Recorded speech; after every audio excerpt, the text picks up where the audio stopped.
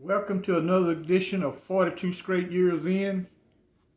On my crackhead update, I ain't gonna call this lady a crackhead. This morning I was out smoking me a cigarette, and this lady, she ran and jumped in her Porsche and drove off as a record truck was trying to tow her. She hadn't paid her car payments. If he would have been 15 seconds early, he would have been able to block her in. She wouldn't have got away. But now she can't park a car here no longer, and she probably can't park it at work because they're gonna be trying to track the vehicle down. But she don't own that car no more. The bank repoed it. Something else about where I live at. Everybody's curious as to how you pay your rent, and these people are really bold. They always ask you, "Hey, what are you into? What do you do for a living?" They are bold. You ain't got to say anything to them. They'll talk to you. I treat them just like I would in a prison. I don't speak to you or say anything to you unless you say something to me. Now, every time they ask me that question, because the rent here is high as hell by Texas standards. One bedroom is $1,200. And your income has to be 3 times your lease.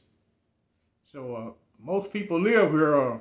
They got a lot of nurses, got school teachers, they got college professors, a couple police officers. They are security, Dart police officers and Dallas police officers. They live here also. And they always work security. I got armed security here. Everybody's curious as to how you pay your rent. They always ask me, "Hey, what do you do for a living?" I always tell them, "I just live."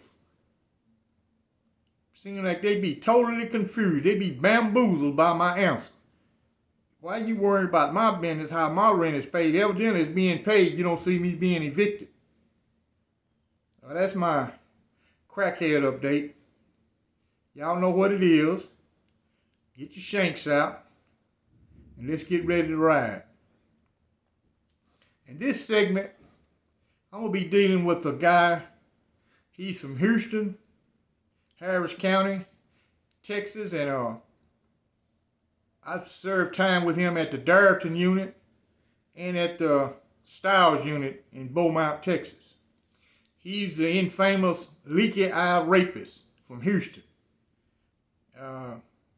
He committed his offense during 1969 through 1970.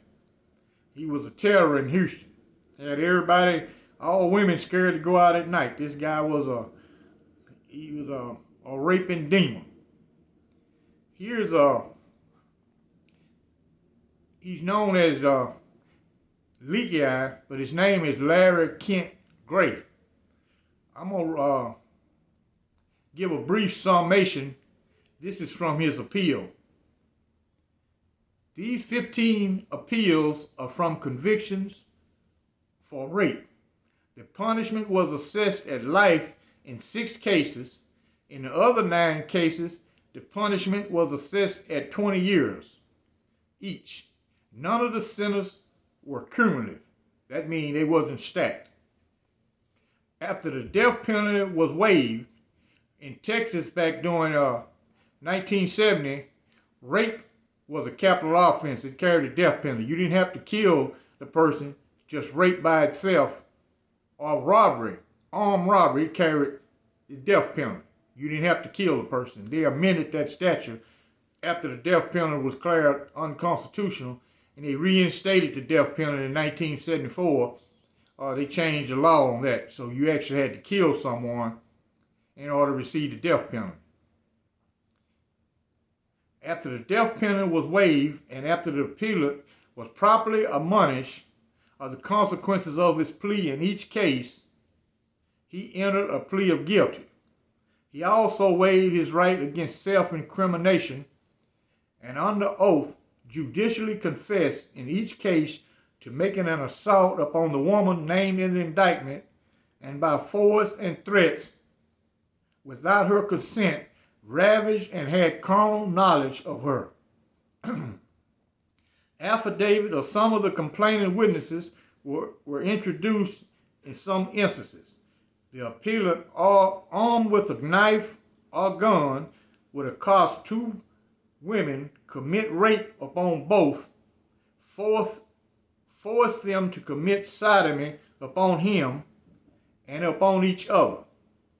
He would then rob them of their money and jewelry and tie them up and leave. The women raped were from ages 14 to 51 years of age. These offenses occurred in a period of several months in 1969 and 1970. You know, in several videos I've spoken on inmate guards in the Texas prison system. Before they were abolished in 1984, they was fully abolished. The judge had declared that inmate guard system unconstitutional in 1979, but Texas prison system continuously use inmate guards in regard to the federal court order. Well, this guy, the Leakey eye rapist, Leakey eye, he ran the Darrington unit. You know, I've spoken on Burr at the Ramsey unit. Back during that era, each prison had an inmate who was in charge. And they didn't have a job title. They were simply known as the head nigger. And Leakey eye was the head nigger at the Darrington unit. Anything you had to go through, a job change or cell change or anything, you had to go through Leakey eye in order to get that. Now, in other states, sex offenders are attacked. In Texas, they are not. This is a prime example. Here, this man is a mass rapist, and he run the whole damn prison. He's the head man. Some people will say, well, why guys didn't attack this guy and kill him? Well, the inmate guards had all the keys. Where the hell were you going to hide at? Where was you going to go? You kill them, they were going to kill you. Now, later, the system started slacking off a little bit, and they started getting killed here and there. It's a random act. I've known several who've been killed and who've been stabbed. I've stabbed one of them myself, and they didn't kill me, but I stabbed his ass. Timing was everything. I caught his ass early in the morning at breakfast, about 3:30 in the morning, while all the other building attendants were asleep. He was the night building attendant. So I ambushed his ass early in the morning. And I was lucky it was a lieutenant working the building, and they just escorted me to solitary. And when the warden came to work that morning, this happened at the Ramsey 2 unit, it's now the Screenfellow unit. They put me in a car and drove me over to the Ramsey 1 unit and placed me in solitary confinement over there. Now, I really got away with that. You had to time things. You just couldn't just run up on stab one of these clowns. You know, it did happen. It just didn't happen enough. And the same way with the Texas 7. 3 of those guys were sex offenders. And people will brag on them like they did a hell of a thing. But 3 of them are sex offenders. A guy in Texas being a sex offender, he's not actually attacked. Now, I said this before, he can't walk around and brag on it, because some guys take offense. They got kids, or they got wives, they got mothers, they got aunts, got female relatives. They don't want to hear about your sexual exploit on females. But just attacking a guy, that don't happen. You know, and also in Texas, no one checks what you in prison for. You know, at a lot of prisons now, they got cell phones. They can easily go on the prison website and pull you up, and your whole record will pop up. So they'll know exactly how much time you got, what county you came out of. Also, it'll tell them what you were convicted of. You know, but most guys there can care less. They judge you on what you do at the prison, not what you did on the outside. What you did on the outside don't have no bearing. There's quite a few sex offenders who got a little juice in prison. You know, most of them just most convicts don't come up and just ask you what you in prison for. You mostly find out through that stuff out through third parties, or hear a guy just overhear a conversation, a guy discussing his crime. But most people don't just walk up and ask you, hey man, what you in prison for? That ain't how it go. You know, if you got a cell partner, you and him gonna get to talking. Eventually, you'll tell him what you in prison for. Some of the guys who've got sex offense, instead of saying rape, they'll say aggravated robbery. You know, no one to be worried about them unless they join a prison gang where they're going to do a background check because they don't accept sex offenders. But anyway, Leakey, if you was at the Darrington unit, this man here, he loved homosexuals. And he loved white homosexuals. He had about 10 of them. I mean, he had about 10. He all had one living in the cell with him. And he had their cells right beside him because he runs the prison. And inmate guard cell doors never closed. Their doors stayed open. 24 hours a day, their cell doors open. It's never closed.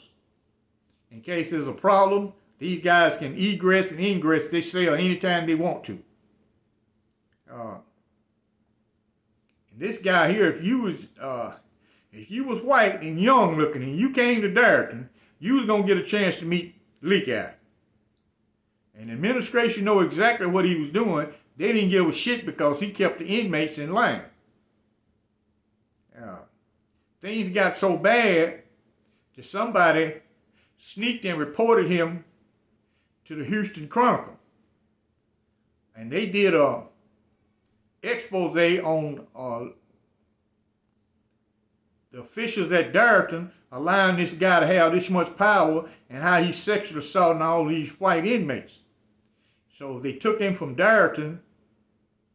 Once the Michaels unit opened up, they transferred him to Michaels unit. But everywhere he go, he do the same thing.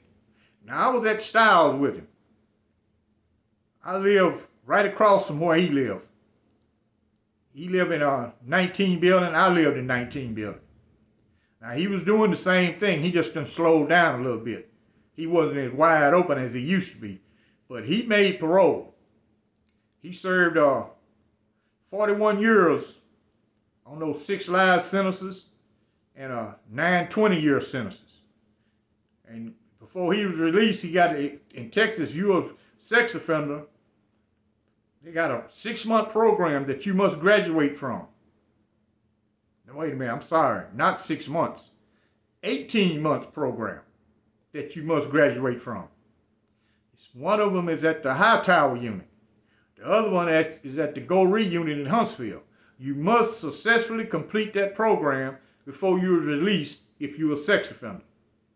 Now, if you're a drug offender, they have a program, but it's a 6-month program. Sex offenders, it's an 18-month program. I've seen a lot of them go to that program. They can't handle it. They end up losing their parole and transfer it back to their prison. They can't handle that program. He served 41 years. He was paroled to a little town right outside of Huntsville. Now, this man had power about the same as Big Bear had at the Ramsey unit. But, you know, Darrington wasn't quite as violent as Ramsey. It wasn't on the same level. Now, Darrington became violent once they got rid of building tunnels. The Darrington unit led the Texas prison system in murders. More inmates been killed at that prison than any other Texas prison is the Darrington unit. Now, that was only after the building inmate guard system was abolished. Because back during that era, there was no prison gangs. It was every man for himself. You know, if we could have banded together, the slightest, man, you could have got rid of building tunnels. It was easy to do. We far outnumbered them. Even though it was a lot of inmate guards, it's still more regular inmates than there are inmate guards. And under that system, the wardens allowed you to have more privileges because they wasn't worried about a riot or a fight breaking out because inmate guards can control it. Those guys stay ready. And they not going to deal with you the same way as a regular prison guard going to run up and holler, break it up. They ain't going to holler, break it up. They going to beat you up. That's what's going to happen to you. If two guys break out fighting in an area where they don't allow fighting, both of y'all going to get stomped almost to death. And most prisons had a standing order. No fighting in the church, no fighting in the chow hall, and no fighting in the education department. Three places they didn't allow no fighting. If you fought there, you was in worlds of trouble. The fight wasn't even going to be worth it compared to what they were going to do to you. Now, if you started a fight out in the middle of the hallway, you might get touched up. It depends on which turnkeys are out there. Depends on which one is on duty. It depends on who's there. You can fight inside the cell block by simply going, tell the building something, hey, me and this guy got a problem. They'll say, sorry. And there it is. You and him take care of whatever. You beat him to death. They didn't even care. Some of them didn't allow wrestling. Some did. It varied from inmate guard to inmate guard. It depends on who ran that housing area. The way it was set up, each housing area has an inmate guard. He's known as the head building tunnel. He runs that cell block. Out in the hallway, it's turnkeys. They unlock the gates, the ride gates, unlock the cell block, and the dorm doors. They're the one allow the inmates to go in and out of the cell or the housing area. Those were turnkeys. And over those guys, they had a head turnkey. Most likely, he was a guy been there a long time, and he was going to be an extremely violent dude and dedicated to the prison administration. You wasn't going to have one of those type positions if you wasn't all the way down with the warden. The rest of the inmate guards were going to get rid of you. You couldn't show no favoritism toward a regular guy who wasn't an inmate guard. And then over the whole prison, they had one guy. He was going to be the one run everything. Each prison was set up in that same manner. And the Leakey eye rapist, he was the head nigga at the Darrington unit. Now, Darrington, he wasn't like a Ramsey or East End or Ellis. Day one, they beat you up. As soon as you get off the bus, they don't even play with you there. If you got transferred there for any type of disciplinary, you was going to get beat up coming off the bus. They ain't gonna even, they're going to show you, hey, everything you heard about this prison is true. They're going to beat you up right on the spot. That's just your first ass whooping. You got some more coming before that day is over with. When you go in there and talk to the warden, you got another one coming. Then that evening, when they bring the field workers in, you got to go talk to the field major to get signed to a work squad. There another one is. So you could probably going to get beat up 3 times during the course of that day if you got transferred to that prison for disciplinary. It's a way. Now, if you got transferred there and you was a so-called jailhouse lawyer, sometimes they wouldn't attack these guys.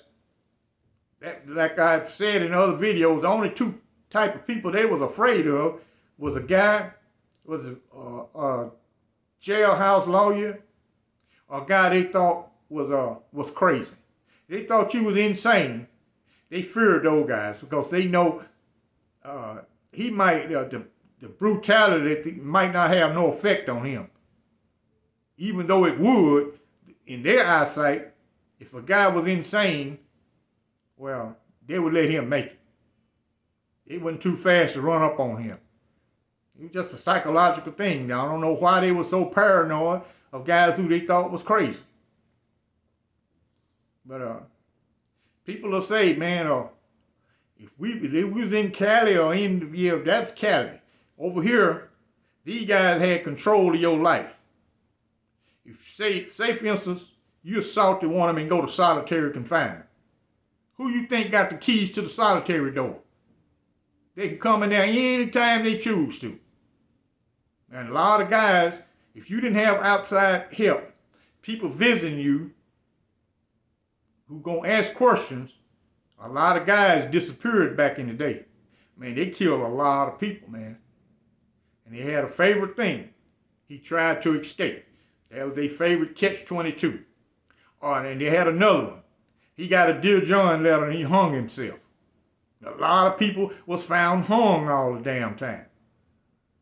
But enough ranting raving. I got to head over here to the Oak Cliff. Still ain't got no damn Wi-Fi. I got to head over here to Oak Cliff and get this video uploaded.